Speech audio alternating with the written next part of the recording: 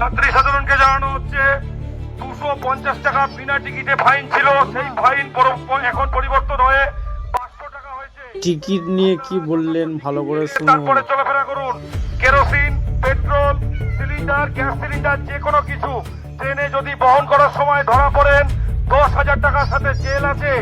আপনারা কোন রকম বিপজ্জনক কোনো কিছু নিয়ে ট্রেনে চলাফেরা করবেন না।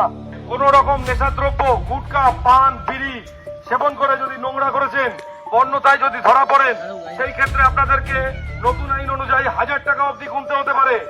প্ল্যাটফর্ম চত্বরে, রেল ফিনিশে কোনোভাবে সেকশন 145 যদি উল্লঙ্ঘন করেন, সেই ক্ষেত্রে আপনাদের মদ্যপ অবস্থায় ধরা পড়লে 1000 টাকা অবধি জরিমানা হতে পারে।